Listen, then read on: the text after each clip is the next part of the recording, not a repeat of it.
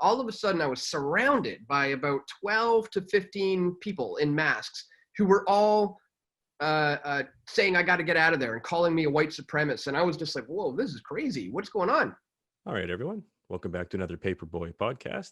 Today, I've got an awesome interview on propaganda with Dan Dix of pressfortruth.ca. Dan recently had his channel deleted by YouTube, where he lost hundreds of thousands of subscribers and had millions of views. Just another example of big tech companies like YouTube creating false consensus through the mainstream narrative. So stay tuned next week for my next series on false flags. False flags matter.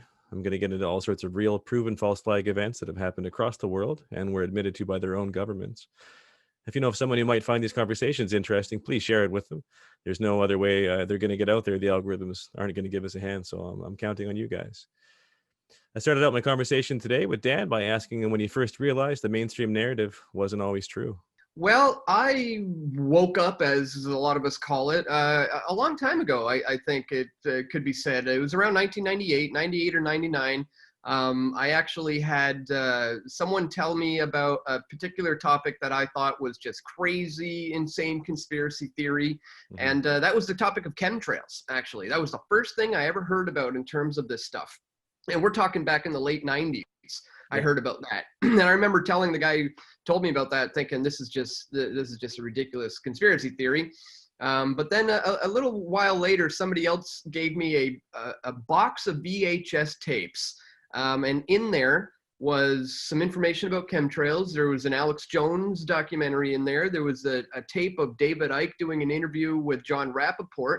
Again, this is in the late 90s that this was given to me.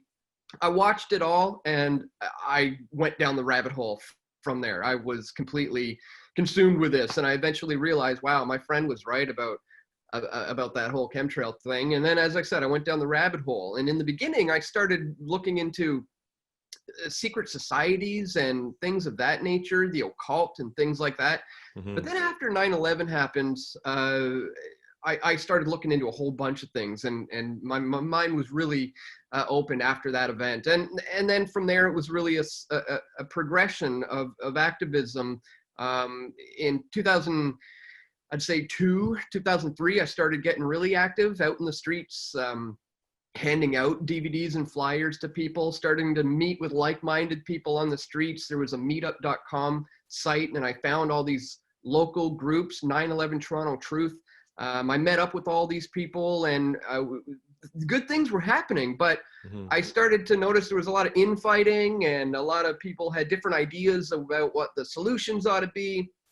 So long story short, I decided to just start my own thing, Press for Truth. In 2006, I just said, I'm just going to go ahead and start my own thing. And that's when I started documenting various events, like Bilderberg coverage was my first video I put on YouTube. Oh, wow. And it was just a progression of my activism from there, which morphed into documentary filmmaking, and now it's what I do full time.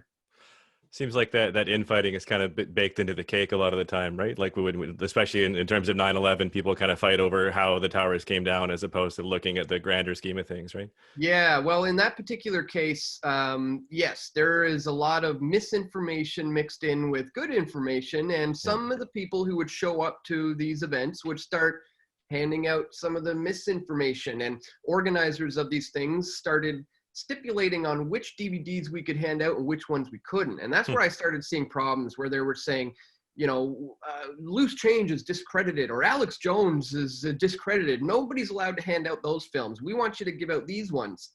And that's where I started having a problem with that. So went and did my own thing. Yeah, that's awesome. And just speaking of your own thing, I mean, you've recently had 35 million views put into the memory hole, getting your channel taken off of YouTube. I mean, how are you recovering from that? And are you finding that you've had a kind of a surge of support from people that have seen that since? Yes, well, just to bring people up to speed, I had a YouTube channel for 14 years, Press for Truth. Mm-hmm. Over 1,600 original videos of interviews and protest coverage and Bilderberg coverage and all sorts of stuff. 5 documentary films. 35 million views, 272,000 subscribers. And yeah, my channel was deleted recently, permanently terminated. Hmm. And I was given no explanation, no reason. I had no copyright strikes and no community guideline strikes either. My account was in what's called good standing. Hmm. And I was under the impression that I was in the clear. I knew there, that they were eventually going to clamp down on me, but I kind of assumed there would be a strike and then another strike and then 3 strikes you're out, or at least Hmm. some sort of warning. Nothing like that. They just terminated the channel. So as you said, the support has been great. I have had a lot of people finding me on these other platforms that I've been posting on, like BitChute and Minds and Float and sites like that. Hmm. So it's been interesting. Let's just say to navigate this new space in this censorship world has been interesting. But I mean, I'm finding my way. I'm still managing to pump out videos pretty much on a daily basis, and they're just going to other platforms now, other than Google-controlled YouTube. Yeah, but it's such an interesting thing with censorship, right? Like it's almost like a lie by omission when you get rid of your channels and channels like that. When people go to these very curated places like YouTube, and they think that they're getting a broad spectrum view of the people's opinion, and really they're getting the curated kind of astroturf view of it. And then people that go to BitChute or Library or Minds or any of these alternative platforms are probably already kind of awake to the alternative narratives that are out there. So you're almost preaching to the choir. Like, how do you find a way to still get to people that haven't heard your message yet? Well, that was one concern I had with leaving, being kicked off of YouTube, is that we're just going to be preaching to the choir, as you said, just kind of shouting down an ideological echo chamber, essentially. But Yeah. the way the only real way I can get around that is to continuously pump this out on as many platforms as I can. Right now, I've kind of focused on sort of diversifying my video sharing platform portfolio, so to speak. So, Yeah. I've really got my eggs in a number of baskets right now, because it's kind of like the Wild West of the tech industry right now. And to see in this blockchain space, especially, who's going to come out on top as a Hmm. social media leader. And that's why I'm kind of joining a lot of them at this stage in the game. And I'm still on YouTube. Technically, I do have this Dan Dix channel that I created back in 2013, never ever used it. And I currently have access to it only on my phone through this one phone app. I don't know the password or the email I Oh ever wow. used to create this thing. It was like 7 or 8 years ago. And it's crazy. I gotta like airdrop a video from my computer to my phone so I can upload it to this particular channel. Yeah. But anyways, I guess I am still on YouTube. I'm not going to promote that a lot, Yeah. obviously, for them to just take it away from me again. So I'm focusing more now on promoting the other channels. Did you have all of your stuff backed up in any way, or did you actually lose all those videos? I have it all backed up. Yeah. I backed up every video, and I've got drawers full of hard drives, external Yeah. hard drives. But one thing that was really cool is that I discovered there is a particular site that backed up every single video, and they have it Oh wow. there now in high def, and you can actually right click and download them very easily as well. So it's called Alt Censored, Okay. altcensored.com, I think. Yeah. So if you go to altcensored.com and you type in press for truth, you'll find my channel, and it has every single video I ever put on YouTube is there with the same view count that I had just before getting terminated. Yeah. So it's pretty cool. They backed up absolutely everything. Yeah, that's a really neat channel, or a really neat website. I was looking into that when I was doing my first research piece here for propaganda, and I came across that, and I thought, yeah, because it basically they'll take anything that gets censored off of YouTube, right? That's kind of their main goal, or channels Yeah. that are looking like they may be censored, or videos that get taken down. But I think the funniest video I've seen on there is it was Yoko Ono and John Lennon talking about war. It's Oh, like what, like I don't understand why that could be what that could possibly how that could go against YouTube in any way, except for well, it's kind of going against the mainstream narrative, right? I know. Well, this is why we call them ThemTube now. Yeah. It's because, as I often say, they have appointed themselves as the gatekeepers here moving forward of any kind of political thought or opinion, especially now as we're leading into this election in the United States in particular.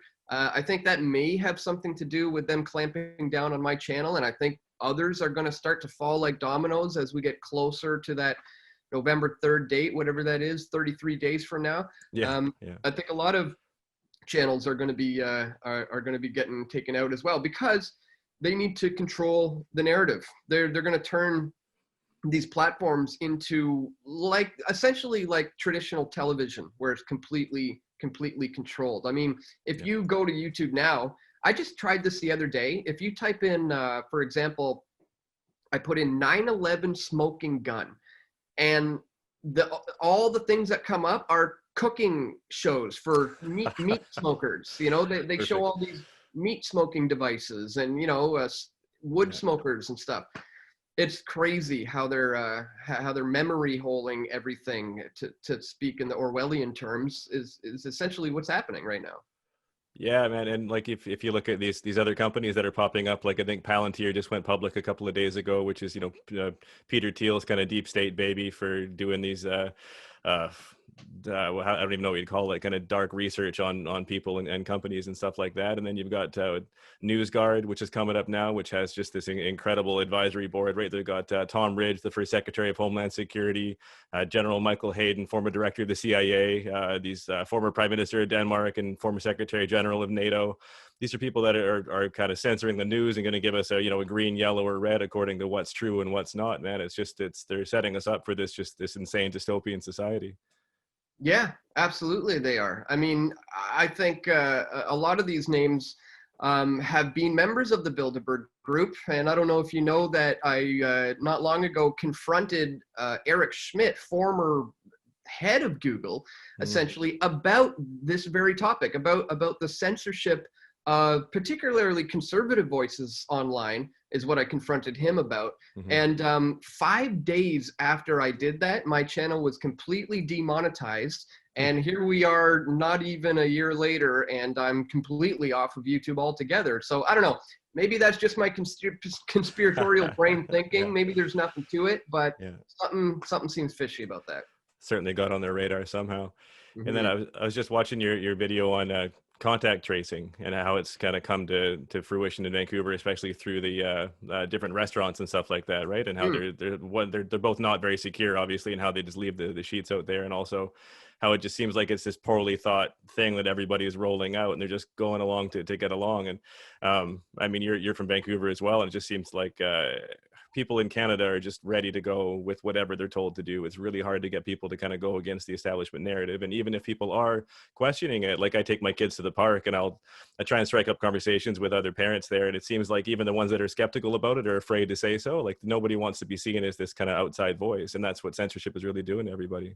That's true. That's true. Unfortunately, people are self-censoring in many, many ways. Like you just reminded me of, my wife was telling me that somebody she works with has recently been talking about how stupid it is that there's mandatory masks in certain places, and he refuses to wear the mask. Well, now he says that he's starting to wear them in grocery stores simply because he's noticed he's the only one now not doing it, and that makes him feel uncomfortable, or that everybody's looking at him. So now he's doing it just to please the crowd, and that's kind of another form of self-censorship, sort of.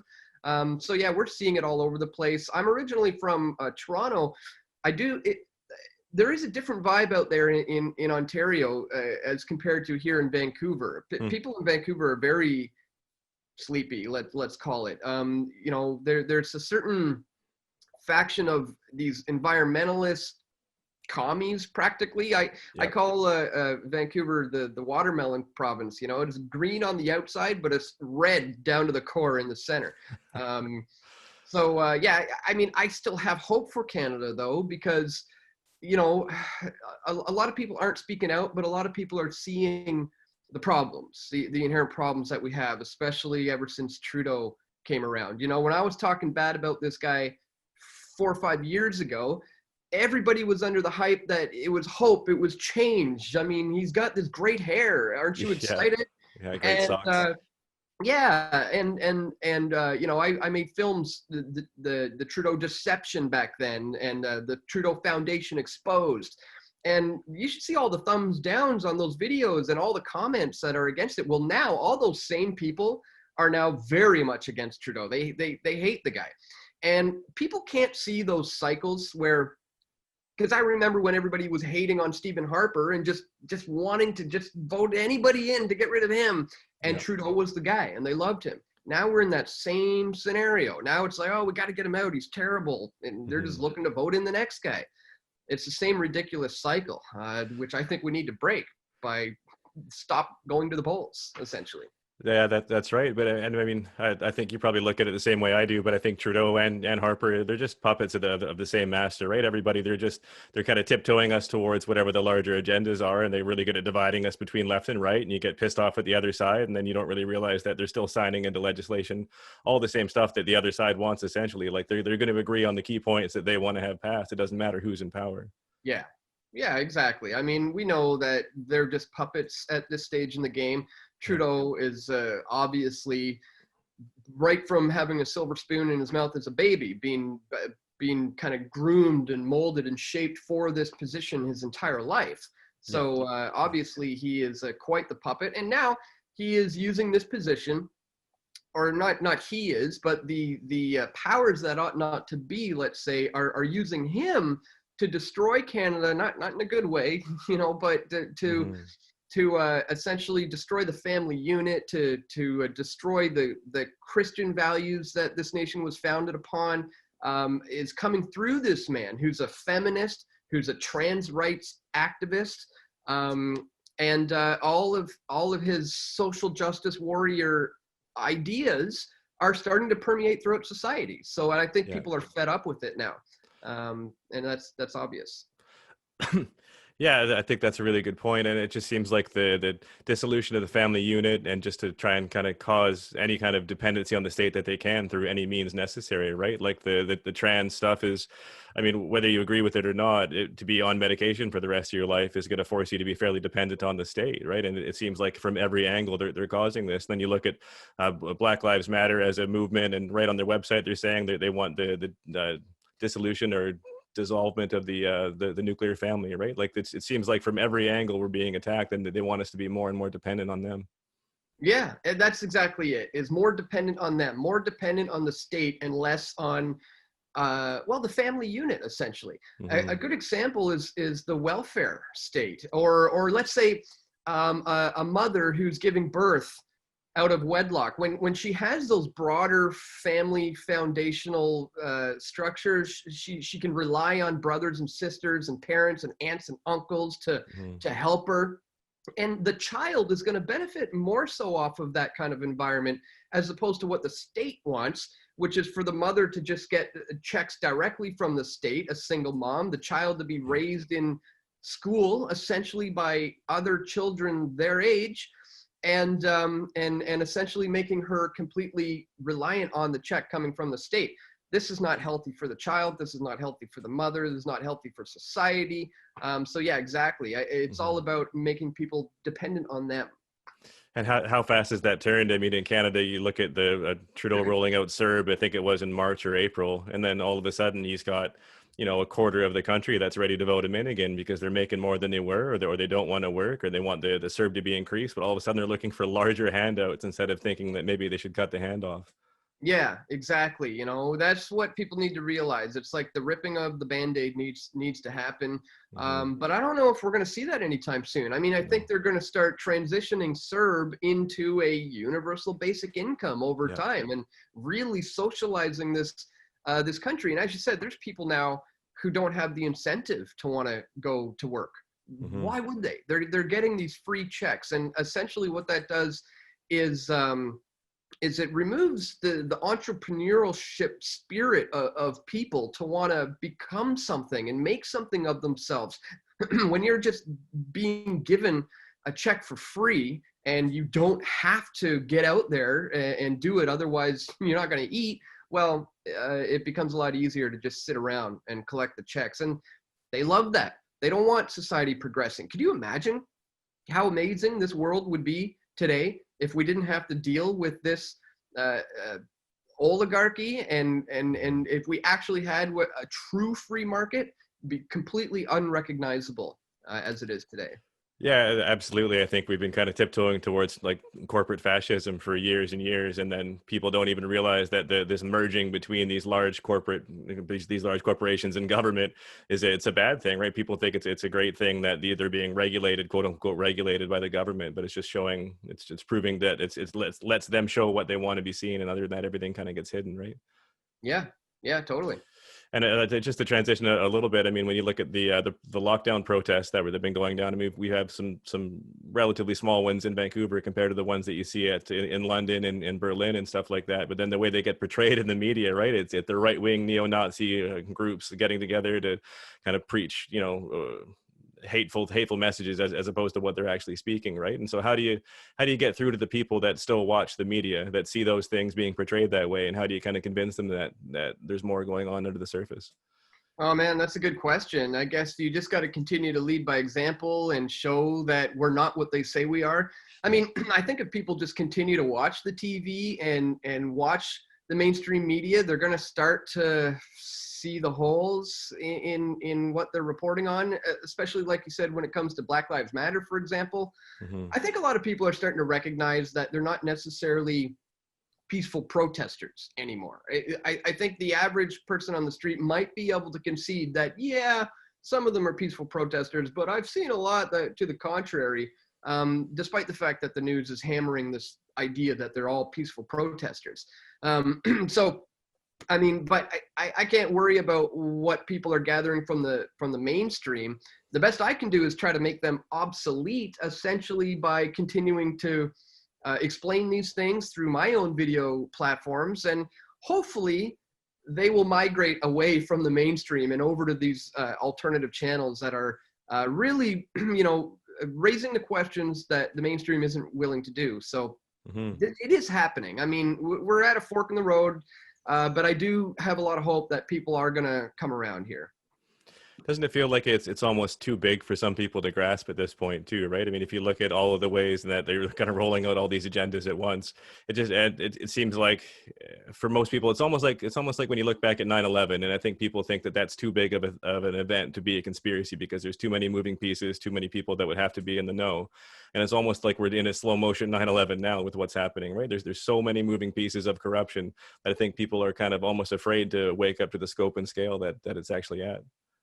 Yeah, that it can be overwhelming. It certainly can be overwhelming, and I got to remember that sometimes because I do this. I eat, sleep, and breathe this stuff. I've been doing it for a couple of decades now. It's kind of Yeah. all I know, and I got to remember there's people out there who are very very new to this, and obviously it can be overwhelming in a very negative way. I mean, you're coming across some pretty brutal, hard, truthful information about the world that is very scary a lot of times. Hmm. Um, but yeah, I mean, yeah, I can't remember what your question it was exactly, but yeah, it's overwhelming. But I don't know if that's ever going to change. Once you dive in, you can't unsee these things. You know what I mean? Yeah. Um, yeah. But like, have you found a kind of a bite-sized entry point for people that may be kind of afraid to look at the whole picture some way? Like, so for example, if a few months ago when it was still happening anyway, I would kind of point to everybody, the Western economy being in lockdown, but Mhm. the stock market still hitting record highs every day. Well, how does that possibly happen when nobody's working and there's nothing functioning in Mhm. the economy, right? Obviously, it's being propped up by something that isn't a natural phenomenon, right? Right. And people are kind of obsessed with money, so it seems like it's a more tangible entry point into the Yeah. conspiracy side of things, right? Well, in my experience, a lot of people don't want to be told these things. They want to feel that they've discovered it on their own. But Hmm. having said that, there's still ways that you can go about it. Like in my own personal experience with my family, for example, way back when I was first getting into this, none of them understood, what I was doing, and but they all were interested in different things. So I would use different entry points for different people, for example. So Yeah. you know, my sister was very interested in the health thing. She was very, very healthy person. So I would tell her about chemtrails and GMOs and chemicals in the food and the water and fluoride and all that kind of stuff. I wouldn't tell those things to my parents. They would think it's all crazy, but she'd get it. My dad was interested in finance and the economy and banking. So I would give him the Money Masters DVD to watch and tell him about, fiat banking and stuff. My mom is a very spiritual person, great Christian lady. I would tell her about the occult ceremonies and the rituals that these guys are into. And each and every one of them would go down their own little individual rabbit holes, right, on these topics that are of interest to them. And then they started to see all the other things and how it all connects. But they had to go down their own individual rabbit holes into areas that were interesting to them. And that's just how I did it with my own family in particular. Yeah, it's hard to find a way to do that with the general public, I guess, right? When you're making these videos, you do an awesome job, I think, of making these really short, kind of bite-sized videos. Usually they're 5 to 20 minutes, kind of in that range, and on one kind of hyper-focused topic that you can share with people. But it's hard to know what's gonna resonate and what's not. I guess you just have to kind of stick to what you think is the most valuable at that moment, right? Well, for sure. I take it day by day, and I never know which videos are going to take off. Sometimes I put a lot of work and effort into something, and I think it's a really solid piece, and it just doesn't get much traction. It doesn't get a lot of views at all, and there's not a lot of engagement in the conversations. And I just think, wow, I thought it was good. And then the next day I'll do something that I just kind of almost half-ass sort of kind of put together. Not really, but sort of thinking, I could have done better. It's okay. Sometimes I put out something that I'm not exactly fully proud of. I feel I probably could have put a little more effort into that. And all of a sudden it goes viral, gets 500,000 views or something. Yeah. So you just can't predict which ones are going to take off and which don't. I just take it day by day at this point. I find things that are of interest to me, and I report on them. When it comes to looking for information, when you're looking to find truth in things, like what are your sources that you're going to? I mean, obviously you're not looking to CNN and MSNBC and stuff unless you're trying to kind of take that stuff apart. So where are some places you're going to? Sometimes I like to look at a lot of the mainstream sites just to see what kind of stuff they're pushing these days. But I got a lot of stuff that I check on a daily basis. I mean, my morning routine of going over the news consists of probably about a dozen or so different sites. So for example, I'll check, I'll see what's trending on Twitter. I'll see just kind of what's the general vibe of society this morning, what's trending. I will check a lot of different sites like, Reddit's conspiracy subreddit is actually handy sometimes. I'll find out about certain topics that I had no idea are happening. Yep. And then my particular social media feeds are different than most. Like my Twitter or my Facebook, for example, the people that I follow are not just, high school friends or whatever acquaintances. No, there are a lot of the people who are in the field of alternative media like I am. And so my Facebook feed or my Twitter feed is often filled with all sorts of new breaking news stories all the time because of the people I follow. So even just my social media accounts, I check daily to see what's going on. So yeah, I've got quite a few that I look at all the time. Social media is such an interesting beast, like we were kind of touching on it earlier, but especially Twitter trends, right? I mean, I think those are pretty controlled at this point. They'll kind of, cut something off of the knees when they don't want it to be up in the population, and then they'll show all these videos of what's happening in Australia or Black Lives Matter violent protests and burning things. It's like anytime that chaos is being sown, I think that they want to make sure that that's front and center. Yeah, exactly. They know how to manipulate the algorithms to essentially get people to act and behave however they want to. Twitter is a toxic place. I mean, it's already been proven that Facebook, for example, has the ability to alter people's moods based on the types of things that they get in their feeds. So that's a lot of power that a company has to be able to alter the moods of the masses. The thoughts and the ideas and the opinions and the general mood of the masses is in the hands of these social media sites. So it's pretty scary. And as I'm sure you're well aware of, the addictive nature to these things are all done by design. Oh yeah. Something that was recently pointed out to me that I was like, wow, that's wild, is, on Twitter, when when you see a tweet going viral and it's getting a lot of likes and a lot of retweets, the numbers scroll by just like they do in a casino. You know, they roll up just like that. They ding, ding, ding, ding, ding. You see them, oh, retweet, retweet, another one. And it gives you that sort of, I don't know what you'd call it, dopamine hit or whatever, just like in a casino, where you know, that's just the extent to their addictive nature. It's pretty wild. Yeah, and it's all built in for sure. I'm not sure if you've read. There's a phenomenal book called Influence by Robert Cialdini, and like he kind of talks about a lot of these things. But something that he didn't. Social media wasn't around at the time, but you can really relate it. Is basically he says that once you get somebody to commit to something, like even if it's a tiny fraction of what you want them to commit to in the long run, they're hesitant to change their mind if they've made that commitment in a public setting. So for example, when they commit to being, you know, pro-mask or something like that, or the lockdown is good because they needed it for 2 weeks, it's really hard to get them to change their mind off of that, even if they extend it to 6 or 12 or 18 months, right? It's just they're just using psychology against us. Yeah, well, that's interesting. I haven't heard of that one, that particular book, but yeah, that's a great point. I mean, it's like the classic brainwashing technique is just repeat something often enough and it'll eventually become truth in the minds of the subject, you know. Is to just, I can't remember who said it, but if you repeat a lie often enough, it eventually becomes truth. Right. Not literally. Yeah. But yeah, true for people's beliefs. I mean, I think that you can see that with the new normal that we're getting every day. You hear that, it makes you sick to even say it, but it's just people say that over and over and over again, and people are getting really accustomed to that thing. And I know.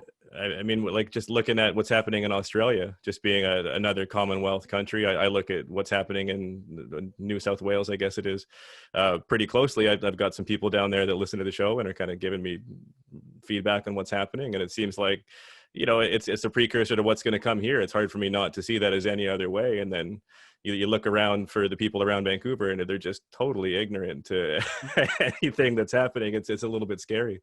Yeah, I've been pointing to the Australian blueprint myself to try to, as a warning, you know, to say, hey guys, look, do you honestly think it can't happen here if they're going for it to this extent over there? Yeah. And you just got to look at the footage, man. Yeah, it's getting unbelievable out there in Australia. And yeah, I think people need to wake up to the fact that if it can happen to them, as you say, we too are a Commonwealth nation. So if it can happen to them, it can happen to us. And it's not even a matter of if, it's a matter of when, really. This is their plan. They're going for it here. You know, I've been warning about the coming New World Order for decades, and I see this as their big play here. They're actually going for it with this. So I hate to say it or to sound pessimistic, but I don't see things getting better. I should say, I don't see COVID dissipating or dying off. I see them using this for years to come, potentially. Yeah. Moving forward as a means and as an excuse to control the entire population of the world. Yeah, I think you're right. I think that they're certainly putting everything into motion. I mean, you look at the contact tracing app gone from being opt-in, opt-out 4 months ago or whatever it was now to being built into the phone hardware itself. And you know, if you buy a new iPhone, you're going to have it no matter what, or a new Google phone. And we're all conditioned to want the newest and the latest and greatest for all that stuff. It's all built in that way. I think some people are a little bit optimistic that it's going to end come November 2nd or 3rd or whenever the election is. But I think that is probably a bit too optimistic. I think they're really going for it here. But at the same time, on a positive note, it does feel like there's a bit of an awakening happening. And it feels like they're kind of pushing all this stuff forward so rapidly because they seem to be a bit afraid of what's happening in terms of a groundswell of public opinion shifting. Well, that's a good point. I mean, there has been a major paradigm shift, let's say, in the past decade or so, where there is this massive awakening taking place, and they recognize that too. And like you said, maybe it's in a way to sort of fast track dealing with that. But as you say, there's good news there, which is the fact that there are a lot of people starting to see through the madness, starting to see all this for what it truly is. And they're starting to look for proper solutions. And a lot of those solutions we're starting to find are becoming self-sustainable, getting out of debt, disassociating yourself with the government in any kind of way, with the banking system, and learning how to grow your own food, and just kind of homesteading and building a family, and focusing on what really matters. So I guess that's the good thing that came out of all of this. If we could look on the bright side, is that, yeah, there's a lot of people who are starting to realize what's really important in life, and they're starting to make the moves to make sure that they can obtain those things. And that's a positive thing, I guess we could say, to look at this. No, I think that's exactly right. I mean, that's what me and my family have been focused on for a little while here. We're working towards kind of that exact same thing, getting out and starting a homestead and doing our own food. And but it's at the same time, it's almost like you're giving up in a sense, because you're leaving everybody in the city behind to take care of their own in whatever way they see fit. And it seems like we're fracturing society. So we're going to have the wildlings out in the bush doing their own thing and living naturally, and then we're going to have the city folk who are all plugged into the contact tracing. Yeah, it is going to be an interesting divide. I'm going to be in this awkward middle space where I hope to be kind of off the grid in a sense, homesteading with my family and animals and garden and chickens and whatever, while still producing daily videos and content that raises awareness about the issues that the world is going to be plagued with. So it should be interesting to be doing that while being disconnected from it, which is my goal moving forward. Yeah, that's a tough tightrope to walk for sure. So just looking into the future, like where do you find hope then going forward? Is it just that you feel like there's a bit of an awakening, or is there anything else there for us? I mean, I've always got hope. I mean, the awakening is accelerating really fast. More and more people are recognizing that the TV is lying to them. They're starting to look to all these alternative sources online for information. So, yeah, I see things are getting better. Having said that, I do see things getting a lot worse before they get better as well. But on the plus side, yes, there is a massive awakening happening right now, which gives me a lot of hope moving forward. I wouldn't be, doing this if I thought it was completely hopeless. So yeah, I got a lot of faith that things are going to work out for us in the end, but I think it's going to be a bumpy road. It's going to be a bumpy ride. But as long as we're there all along the way, and we keep exposing the lies and the evilness and the wickedness that's happening, then our job will be done.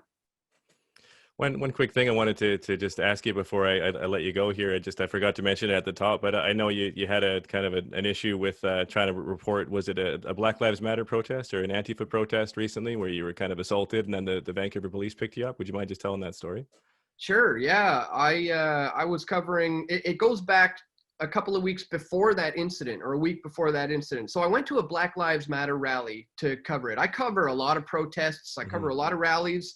And I went to one, and all of a sudden, out of nowhere, this person who is all dressed in black, all masked up, a female, pointed at me and just said, "He's a bad man. Shut him down." I think were the words. "Bad man, shut him down." All of a sudden, I was surrounded by about 12 to 15 people in masks who were all saying I got to get out of there and calling me a white supremacist. And I was just like, whoa, this is crazy. What's going on? The police ended up making me leave. They escorted me away from that. Now, you fast forward another week, a week, so that happened. And then the following week, there was another Black Lives Matter rally going on, a huge one this time.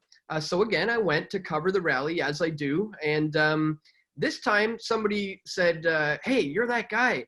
Aren't you that person who was surrounded last week and because everybody was calling you a white supremacist?"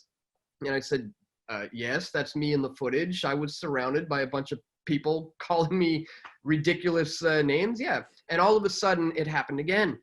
And it grew this time from 12 people to 15 to 20 to 50 to about 150 people I was surrounded by, claiming that I was this white supremacist. Which is absolutely insane. And the police ended up having to come again, and they formed a protective barrier around me and the mob, about a dozen officers, and they escorted me out of there. And essentially, this mob got so intense that they started attacking me, physically attacking me. And one of them threw a bottle that hit me in the head. And that's when the police officers decided it was time to arrest me.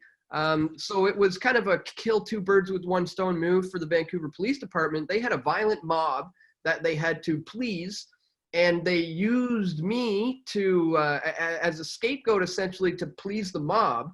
Wow. But also to get me out of harm's way, was their thinking. Was that, look, we got a problem. This guy's getting attacked. We got to get him to safety. They're angry. So the problem is they arrested me, threw me in the paddy wagon, took me downtown, and I could hear, to the cheers of the mob, me getting arrested. So that justifies in the minds of these masses that I must be this white supremacist, violent guy. If the police arrested me in that violent way, Yeah. I must be what the crowd claims that I am. So the VPD certainly threw me under the bus, and yeah, it was crazy. I got assaulted and then arrested, and I did a 3-hour live stream leading up to the incident, where you can see that I'm clearly not the instigator. I did not go there with any intentions of causing any problems. Yeah. This came on to me, not of my cause. Yeah. So yeah, it was intense, man. That's Really wild, crazy. man. And like it really speaks to the power of crowds and kind of social pressure and kind of what one, bad actor or agent provocateur, if you want to go that far, can cause in a crowd, right? People kind of lose their mind in a sense when they're in those settings and situations. And if somebody's pointing their finger and yelling at Dan Dix, well, then Dan Dix must be a white supremacist because that guy beside me said it. So let's hit him with a bottle. Exactly. The mob mentality kicked in so quickly. And I challenged some of them who were getting right in my face. And I was like, all right, well, tell me one thing I've ever said that makes you think that I'm a racist or a white supremacist. Anything. Give me one line I've said. Show me a clip. Tell me anything.